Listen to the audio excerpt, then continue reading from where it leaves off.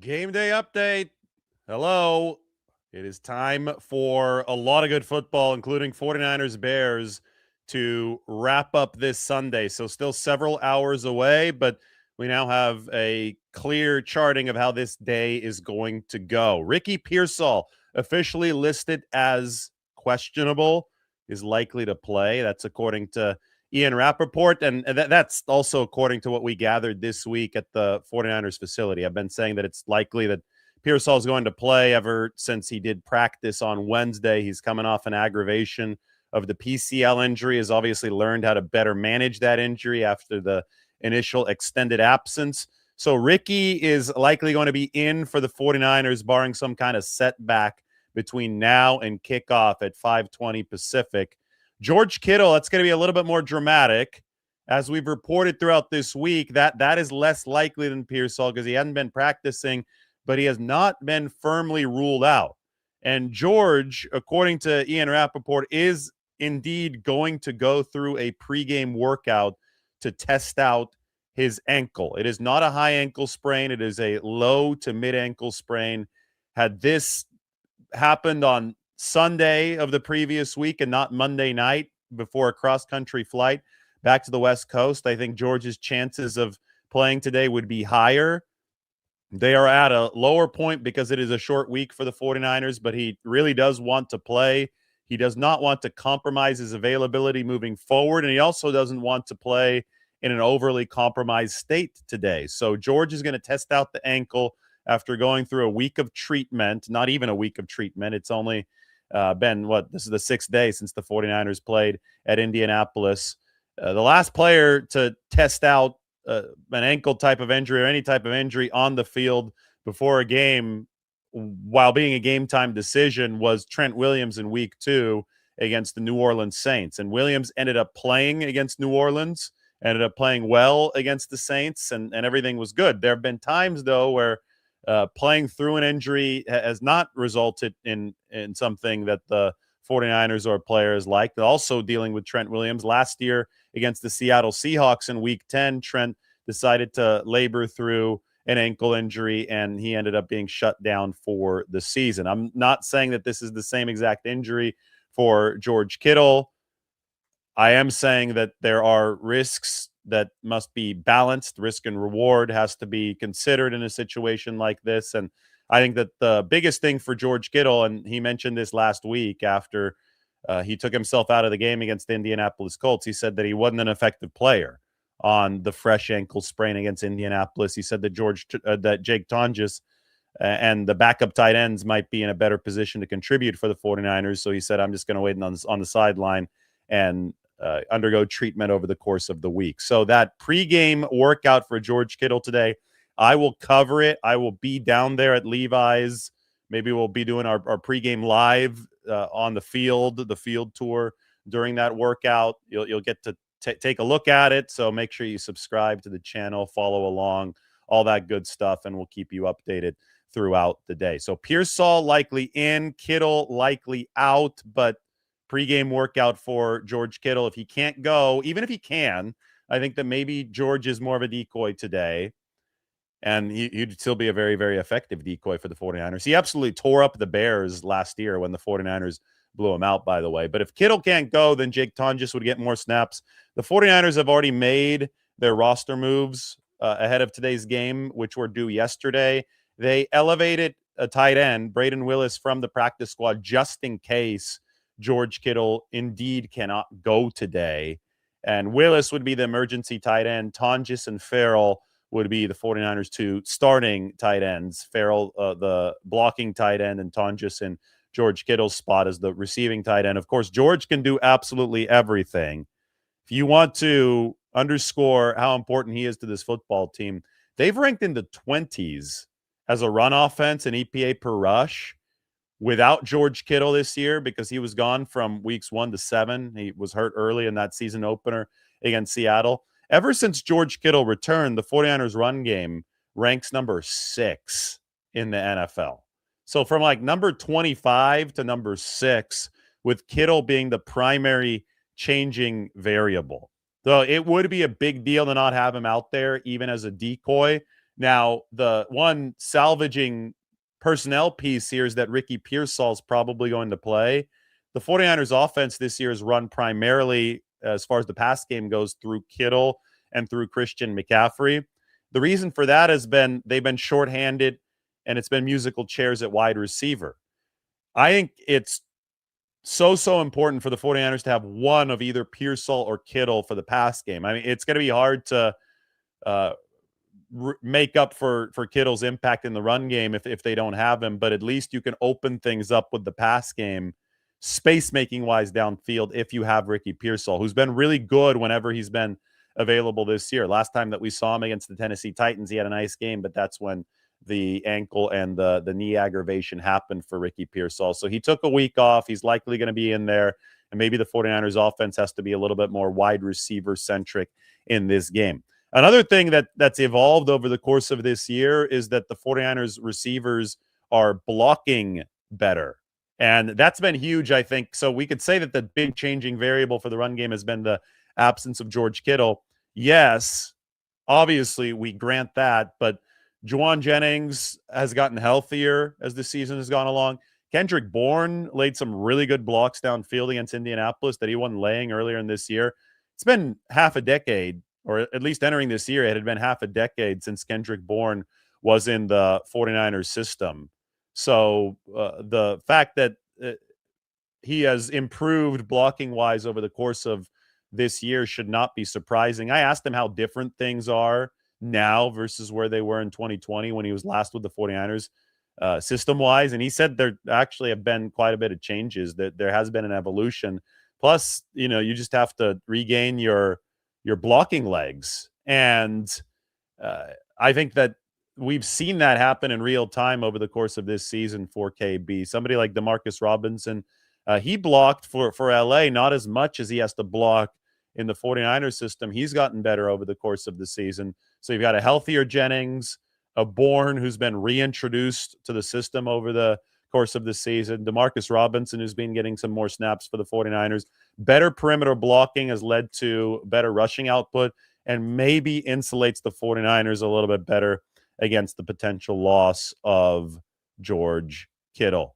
All right, today's matchup against the Chicago Bears. We'll take a look at a lot of stuff.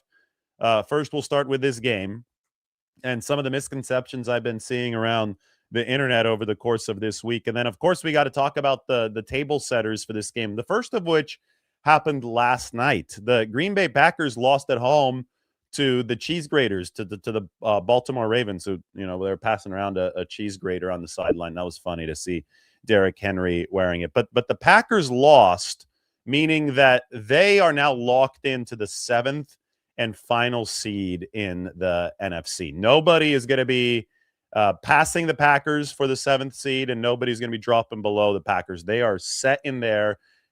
I think that's great news for the NFC because nobody has to travel to Green Bay in January. The Packers will only be playing higher seeded teams, which means they can only go on the road no matter what happens in the NFC playoffs. By extension, it means that the 49ers, even if they lose these final 2 games, can be no lower than number 6. And I know that I just put the quarterback rankings up.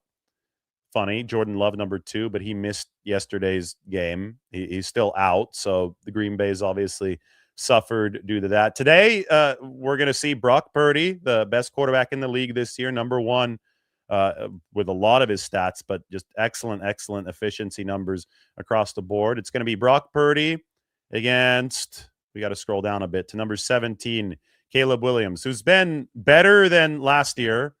He's in a better system this year.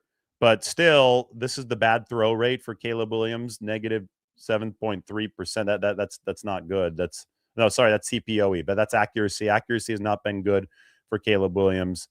He has this year had a good pressure to sack ratio. His overall score, if you run a composite of all of these numbers, adds up to number 17. So the 49ers definitely, unquestionably, have the quarterback advantage today. I know that I had started talking about the standings, though, and I think that that's a good table setter for this game. So why don't we go to the NFC standings before we get back into some of this quarterback discussion, just so you guys have a clear picture of what's at stake today. So Green Bay locked into that 7. I've got them highlighted right here. The Rams are currently at the 6. The 49ers are at the 5. And then the 4 division leaders are 1 through 4. Carolina plays Seattle. They host the Seahawks in about an hour.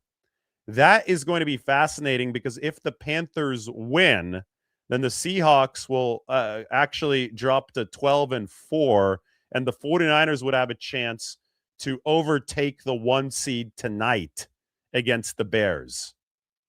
The Bears would also have a chance to take over the 1 seed with a win over the 49ers. So if Seattle loses against Carolina in the early window, the game tonight between the 49ers and the Bears will officially be for the 1 seed, at least for this week. Now, things could still change next week. The 49ers would still have to defend the 1 seed against the Seattle Seahawks next week. So the 49ers are slated to play 2 straight big games if they win tonight.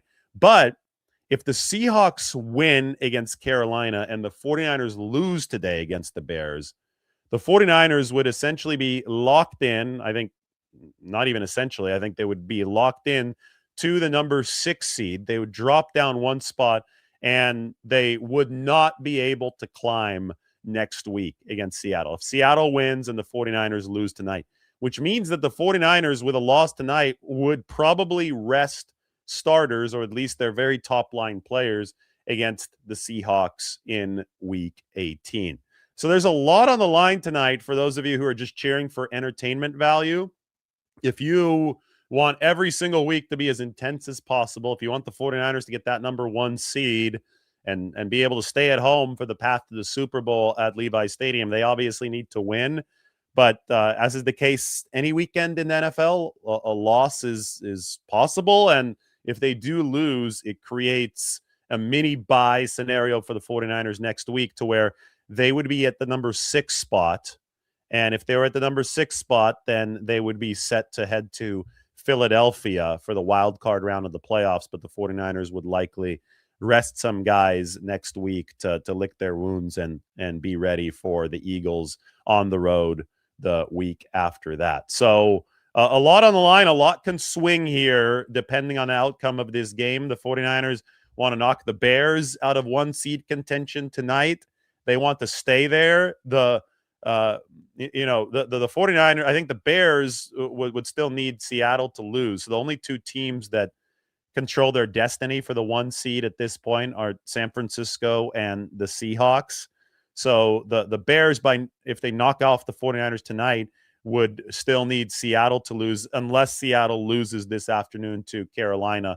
It's going to be tough, though, for the Bears to get the 1 seed if they win tonight and if Seattle beats the Panthers, because the 49ers likely would not be playing at full strength against the Seahawks next week. So that's what's at stake tonight as the 49ers and the Seahawks play.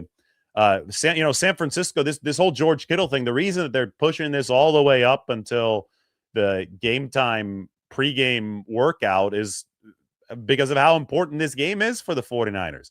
You take this one plus next week, and if you win both of them, you don't have to play a wild card game. You don't have to go to Philly. You automatically win the wild card round. You have to rest during that round. You have that bye week. So the next 2 games, if you get a win, essentially adds up into a playoff victory for the 49ers. They understand what's at stake. George Kittle understands what's at stake, and it's just been a rush to get Kittle as ready as possible for this game against Chicago. All right, let's take a look at a little bit more of the matchup tonight, and we could also talk about the 49ers and Bears quarterback comparison. This right here, if this persists tonight, and we've been showing a lot of this week, but this is the 3rd down efficiency of NFL quarterbacks. Brock Purdy has been far and away the best in the league. I mean, what he is doing, especially considering the fact that he purportedly isn't even 100% due to the turf toe, what he is doing is sensational, borderline historic on those 3rd downs. I don't know if we've ever seen this big of a gap between the top quarterback and everyone else in the league. It's because of his accuracy. It's because of his mobility. He's doing it without a fully stocked room at wide receiver. Today, he might have to continue this without George Kittle. There's probably going to be more of a reliance on Christian McCaffrey if Kittle isn't available, even if he is. Remember, Christian is 150 receiving yards away from 1,000 to become the second player or the first player ever to do it twice in NFL history. So, I mean, third down is where many games are made or broken.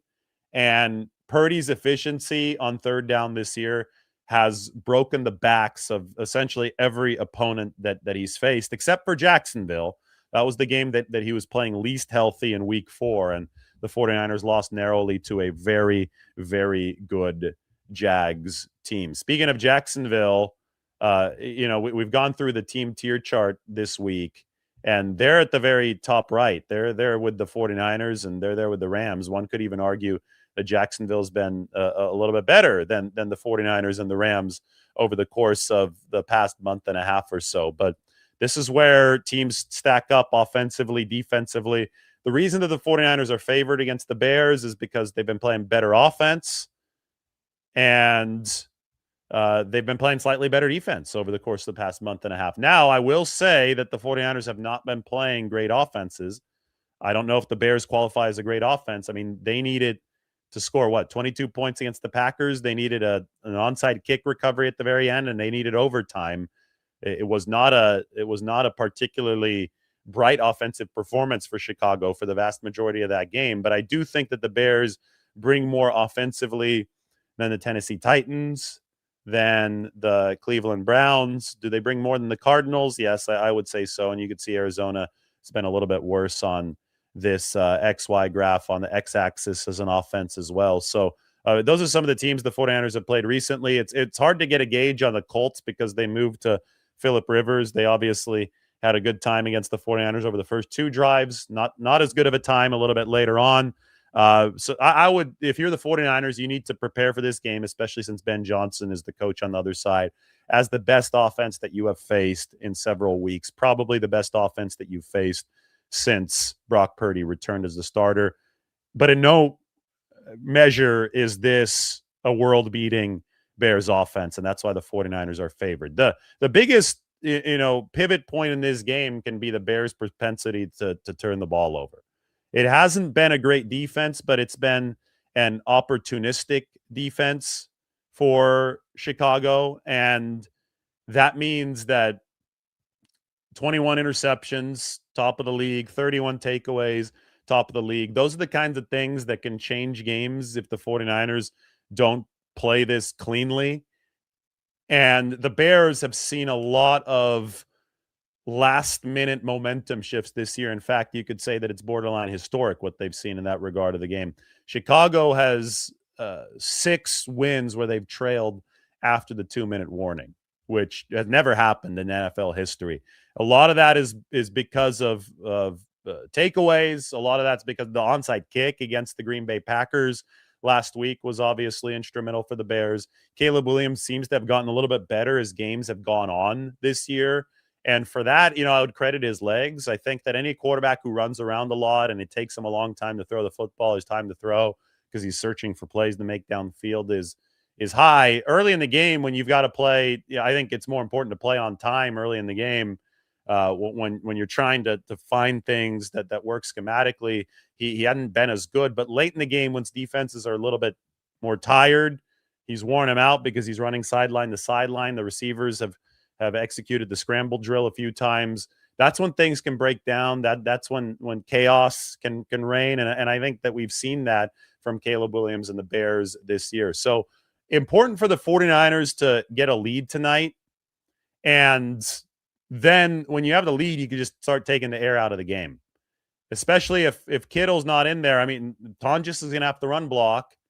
The receivers are going to have to run block. McCaffrey's going to have to catch his chain movers, right? Those check down passes. Purdy's going to have to stay sensational on third down. I mean, the reason why the third down stat that we like to show is so critical is because this is what allows the 49ers to stay on the field. And if you stay on the field offensively, that defense gets to be on the sideline. They rest while Caleb Williams is running around, and then they're ready to go in for the kill shot, and maybe he gives them a turnover or two. He's thrown the ball away a lot this year. The turnover rate is actually Caleb Williams' best statistic this season. It's funny because it's low despite a very low completion percentage. So he hadn't been good throwing the football accurately downfield on a consistent basis. There have been a lot of throwaways, there have been a lot of misfires, but he's also kept the turnover rate low.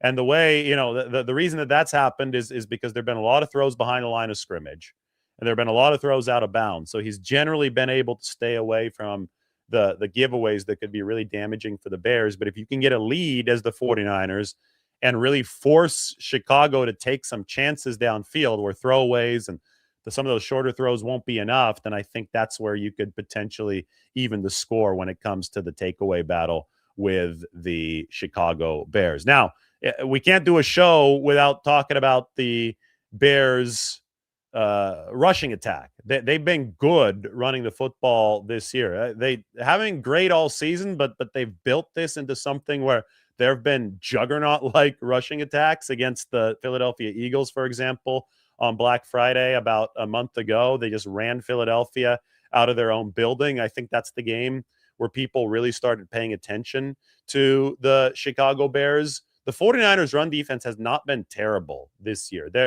It's been up and down, especially as of late with some of the defensive injuries. But the thing they've done best defensively, especially last week, was stop the run against the Indianapolis Colts. And that's a really, really good rushing team. So the 49ers need to do the same thing this week against Chicago. They need to fill the gaps. They need to be disciplined in the way that they pursue the perimeter against the run. They've activated Eric Kendricks again, elevated him from the practice squad. He played 10 solid snaps against the run at the end of the game. Tatum Bethune probably is going to start again at the Mike linebacker position. And I thought he was good against the run last week, but then his ankle started bothering him. So I think it's going to be fascinating to me to see if there's some base defense for the 49ers this week that they didn't have against the Colts last week. Phillip Rivers was airing that ball out to start the game, so the 49ers never really settled into a base package. If there is, will Eric Kendricks be the Sam linebacker for the 49ers, or are they going to stick there with Luke Gifford? How are they going to combat the Bears run game? And, the preceding question to that is, how is Chicago going to come out and try to run the ball? What are the formations going to be? Are they going to be trying to run out of some passing formations to get the 49ers in nickel? Are they going to go heavier? Remember, the Bears have a good offensive line. Joe Thuney in there at that center position, but it's a line that they have rebuilt over the course of the offseason. And strategy is going to be at an all-time peak in this game. I can't wait to see Kyle Shanahan against Dennis Allen, who is the Bears defensive coordinator, and I can't wait to see how this works on the other side with Robert Saleh, who's the 49ers DC, working against Ben Johnson and a staff that understands analytics, that understands play calling, that obviously elevated an average quarterback like Jared Goff to very high efficiency levels with the Detroit Lions. Now that they've gotten a chance to work with Caleb Williams, and he's gone from maybe the worst starter in the league to somebody who's been middle of the pack with the way that he's been working with Chicago this year. So it's going to be an all-star coaching matchup tonight on the field at Levi's Stadium. All right, the update on Kittle and Pearsall is that George, game time pregame workout today, unlikely to play. Ricky Pearsall likely to play, coming off the knee and the ankle. I've got the little rushing defense breakdown here for you guys, straight from Ben Baldwin's website. Why don't we put this up on the screen? Ben does such a good job with this. And here, we could sort this by run defense, EPA. 49ers are middle of the pack. They rank number 14 in the league. You could see them right here. They were up to number 7 earlier this year. I mean, it's a much better spot for San Francisco than they were in 2024. They were all the way down here where the Bengals are at number 29. So the 49ers run defense has gotten better year over year, 2024 to 2025 under Robert Saleh. Today, they're going to be facing the number 19 run defense. So there should be yardage to be gained for the 49ers on the ground. Again, if Kittle doesn't go, that is something that they'll have to overcome. But I really do think that the 49ers will be able to move the ball regardless in this game. And then it comes down to execution in the red zone, execution on those third downs. If you guys want to take a look at Russia, well, let's take a look at the drop back defense numbers. This is where the 49ers have struggled more. They're number 23 against the pass this year. We know all about some of their pass rush struggles over the season. But we know that stopping the run is the most important because at least you can maintain some control of game flow there. They've done that better than the Bears. The Bears, middle of the pack in terms of passing defense, but they do lead that league in takeaways. And the corners for the Chicago Bears have really, really good ball skills. Jalen Johnson is one of the best in the game, recently paid. He'll catch anything that he has a chance to catch. Purdy's going to have to locate the ball with care and with precision against this Chicago defense. If you do that, I think you could take advantage of the linebackers. I think you should be able to run the football if you open up some room passing-wise. You just have to take care of the football against the Chicago Bears team. They have been opportunistic. They have the second most points off of turnovers, 90 this year, behind only Jacksonville at 93. And we all know how well Jacksonville is playing. In fact, we showed you a little bit earlier how Jacksonville is playing when we looked at that team tier chart. They're way up here. Look at the Jags. How about that? 49ers, though, borderline top tier ever since Brock Purdy has returned. They have a chance to put that to show tonight against the Chicago Bears on Sunday Night Football at Levi's Stadium. Why don't I answer some of your questions? We're just about half an hour into the show. Luke Farrell seems to have a fan in the comment section. He did miss a pass block last week. It was a tough pass block to execute, but I think he's been getting better in the run game. I think that has also coincided with the 49ers' surge in the run game. Yes.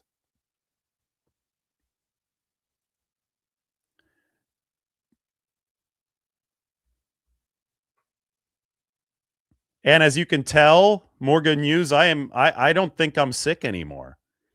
It's been a long week. Everybody was saying it sounded like you were cheering really hard at the Colts game. It's like, no, I just had a really annoying cold over the course of the past week. I was never questionable. You know, I always had what would be the now defunct probable designation. They don't have a probable designation. I was never in danger of missing games. It was just really annoying. So I have a couple people saying that they're happy that my voice is fully back. So just in time for the biggest game of the year, Sunday Night Football, 49ers and Bears. I have the article with our predictions up on the San Francisco Standard. You guys can go ahead and check it out. It is posted right up there on the screen. So please do see it. I'm going to take the link and send it over to Mike, and he can put this in the description. I'll put it in the chat after. As you guys know, I'm predicting the 49ers to win this one, 31-28. They're favored by 3, so I think it's going to fall right along those lines. The biggest deal for this game, you've seen the team tier chart. The 49ers are a lot better than the Bears. The Bears have won a lot of really close, sketchy games this year. The 49ers are starting to win commandingly week in, week out. The Kittle thing obviously throws a wrench for San Francisco, but more than that, and it's related to that, is the fact that they played on Monday and the Bears played on Saturday.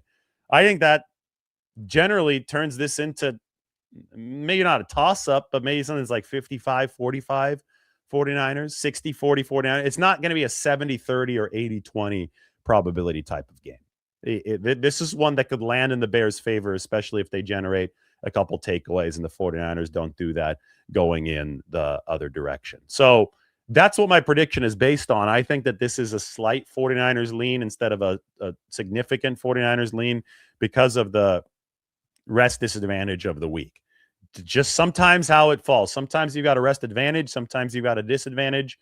The 49ers of 2024 were playing at a perennial disadvantage. That was one of the reasons that season just went kaput for the 49ers. This year, the schedule has been better rest-wise for the 49ers, but this particular week is very, very challenging for San Francisco from a rest standpoint. And that's most embodied by the George Kittle situation. Suffers an ankle sprain on Monday night. They have to fly 5+ hours from Indianapolis. They don't land until 4:30 a.m. That's not great for the initial ankle recovery, for swelling, for all that stuff. Then you have a short week because of the Monday night game, and you have to turn it around to Sunday. Meanwhile, the Bears played on Saturday at home, so no travel was required for them until this weekend, flying from Chicago to San Francisco.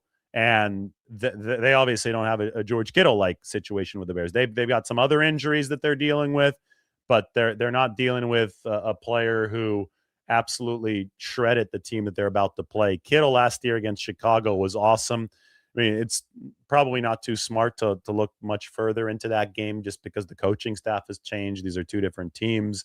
But I do think that George Kittle is a weapon to have against anybody, and we will wait to see how that pregame workout for Kittle goes. I will say, though, that he is unlikely to play. Somebody complaining about ads. You can get YouTube Premium, so you don't have to deal with ads. I mean, it's, YouTube is going to put ads on my content. I have no control over that. They like that a lot of people watch my content, but you pay a cup of coffee a month and you don't have to deal with the ads. So you could also subscribe to the channel. You could do all that stuff. You could subscribe to the San Francisco Standard, but complaining about ads on YouTube seems kind of silly, since you could pay a few bucks to make those go away. Just how it works on every single video in YouTube. As Mike says, they're literally not every 3 minutes too. So stop complaining about ads. This is literally how the entire platform works. And if it's such a big deal, you can eliminate the ads entirely.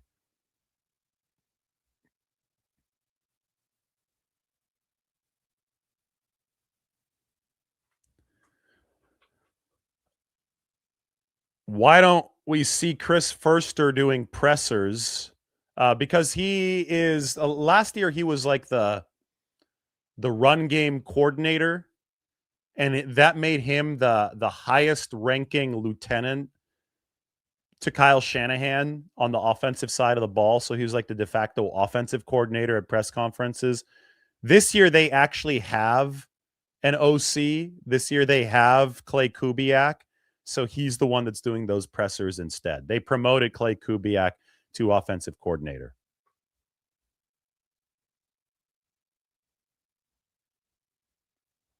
Yes, welcome back to the booth, Greg Papa. That's awesome. That's going to be happening tonight. It's been a battle for Greg, and he is headed back to the broadcast booth for the 49ers. Has 2 home games here. Doesn't have to travel. That's awesome. And the 49ers can win both of them, then Greg won't have to travel for the rest of this season, including the Super Bowl, if the 49ers can make it that far. Still wild to realize that the 49ers, that this could be the first of 5 home wins in a row that leads them to hoist the trophy. Now, you can't, if you're the team, especially, I could talk like this. We could talk like this. We can talk about this in a clump of games. The 49ers themselves aren't going to talk about this in a clump of games because they need to win one at a time. And it's probably going to become progressively more difficult each week. I would venture to say that next week is going to be harder than this week. And this week is already a challenging game to begin with. What's the line? If the 49ers win tonight, what do you think the line for the Seahawks game is going to be? I think it's probably Seattle -1 to open. I think that the 49ers are probably home underdogs, at least to open the week against the Seahawks next week. So as you could see, progressively more difficult moving from Chicago to Seattle. Then wild card round. Well, if the 49ers win, I mean, let's look at the standings. If they win the next 2 games, we can see exactly where they might be slated to match up in the playoffs. If they're the 1, the 49ers will have a bye. And then, I mean, it's just so hard to project right now. I've got it up on the screen here. I mean, they would play the lowest surviving seed coming out of the wild card round. There's a chance that would be the Rams at home at Levi's, because the Rams, well, I mean, we'll see if they finish at the 6 or the 5, but man, it just depends on who wins and who loses in that wild card round. But the Rams are not going to be a high seed if the 49ers and the Seahawks both, or one of those teams, takes care of business. So the Rams would be on the table to play as one of the top seeds, but the best part would be that you would get them at home. You'd get them at Levi's Stadium. So, and the Rams would have to go through Philadelphia if they end up as the 6, or they would have to go against Carolina or Tampa Bay, the winner of the 4 seed in the NFC South. So it's really hard to gauge who the 49ers would host in the divisional round if they're able to win these next 2 games, because that would all be written in the wild card round. But if the 49ers lose one of these next 2, they're likely going to be the 6. They can be no lower than the 6 based on the Green Bay loss last night. And the 6 would play the 3, Philadelphia. So if the 49ers win the next 2, their playoff opponent will be at home, but it's going to be totally TBD. If they lose one of the next 2, they will very likely be the number 6, and their playoff opponent will be the Eagles with a trip to Philadelphia. Obviously, a big, big difference between those 2 paths. If you are the 1 seed, historically, you've got over a 50% chance of making it to the Super Bowl. If you're not the 1 seed, it's like a 15% chance of making it to the Super Bowl. So the swing is in over the course of the next couple games for the 49ers. That this is a big deal. The playoffs have essentially started. Get fired up, because this is going to mean a whole heck of a lot tonight. How's the Bears running game? It's good. They've got 2 good backs. They ran the Eagles, we're speaking of them right now, out of the building a month ago. That was on the road in Philadelphia. That's going to be a battle. Ben Johnson can scheme it up as well as anybody on the ground, and the 49ers have got to be ready. It's funny because the Bears are run forward. The 49ers are pass forward. Brock Purdy is the quarterback of the offense that passes the football more. The Bears, Caleb Williams, rely more on their run game. It's inverted for the 49ers, and Ben Johnson actually talked about that this week. Ben Johnson is so impressive. I love just listening to him talk about opposing teams, because he's on top of his P's and Q's in a way that I would venture to say that most coaches just aren't. He's plugged in. Obviously, Kyle Shanahan is plugged in. But the way that you could just tell that Ben studies the game, and Ben studies his opponents. He's analytically dialed for the Bears. And because of that preparation, you get a good scouting report of your own team. Let's listen to Ben Johnson talk about the 49ers here. The Niners last night obviously looked pretty impressive, especially on offense. So what jumped out to you watching the game? Well, yeah, I mean, they're playing high-level football, and, last few weeks, it's 5-game winning streak, and I think they're averaging over 30 points a game during that span. 48 last night. They haven't punted the ball in a bit, and so, I think Shanahan is one of the best, if not the best, in the business in terms of doing this, calling plays at a high level for as long as he has. He's probably the first to truly marry that run game and the pass game, as well as you see some of these other teams doing it now. He was kind of the front runner on all that stuff. And so you always like to turn on that San Francisco tape each week, whether you're playing them or not, just to look at some of the stuff that they're doing. And it's changed a little bit. It used to be where they were always the number 1 team in the NFL in terms of rushing, and it's not to say that they don't still have that ability. They do, but it's kind of morphed a little bit, and they might be a more dangerous passing team right now. And so that's kind of the interesting thing when you watch their tape. Purdy's playing at a high level. Kittle's a problem for us. McCaffrey is a major problem. It's just kind of unorthodox a little bit that you got the tight end and the running back as the guys that concern you the most. And yet, Purdy does a great job finding the receivers as well. So we got a tall task ahead of us. I know our guys are looking forward to the challenge. A lot of stuff going on this week with distractions potentially and things of that nature. But I think it'll be a good thing for us to go on the road and just really be able to focus in on this game. So, so good, right? Everything that we talk about on the channel about the 49ers concisely summarized by the opposing head coach. He gets it. He understands that Purdy has been leading this football team, that the pass attack is now the locomotive that is pulling the train for the offense. He understands that the rushing attack has gotten better for the 49ers over the course of the year. But just contextually, Ben Johnson summarizes everything so well. And if you have to tip your cap and you have to say, well, the 49ers are playing an opponent, a worthy opponent, because the leader of that team knows exactly how San Francisco is going to try to attack. And now it's just going to be mano a mano. Now we're just going to see if the 49ers can impose their will through both the air and on the ground, even though Chicago knows how they want to get it done. And that's where the formational adaptability at the line of scrimmage that is always the 49ers ticket is going to come in huge. That's where Brock Purdy is worth his weight in gold. He's been the most efficient quarterback in the league this year, and they're going to need him to shine under the bright lights of Sunday Night Football at Levi's Stadium tonight. As we have seen, the Lions are nothing without Ben Johnson on offense. Yes, the Lions, what a fall from glory for the Lions over the past month and a half. This is the split that we always put up there. Look, no Ben Johnson. There he is up on the screen. But why don't we put the team tier chart? Look where the Lions and the Chiefs are. Just bad teams to close this season. Both of those teams really, really tumbling down the stretch here of 2025. Meanwhile, the Ben Johnson Bears, this team, Chicago, before this guy came, was really bad offensively. To even move it to the league average with Caleb Williams, who's not playing on time, I think has been a great, great Herculean effort for Ben Johnson. And he's going to be facing Robert Saleh. Invader 49ers says that Robert's going to have a great game plan in this game. And, it's not just the game plan, it's the execution too. The 49ers have to tackle. This is the healthiest they've been on defense in quite some time. We can talk all we want about Fred Warner potentially returning in the playoffs, and now they're talking about the NFC title game. Maybe it even happens before that, but he's not going to be available tonight. How do they cross the bridge at linebacker? How do they make it work up front?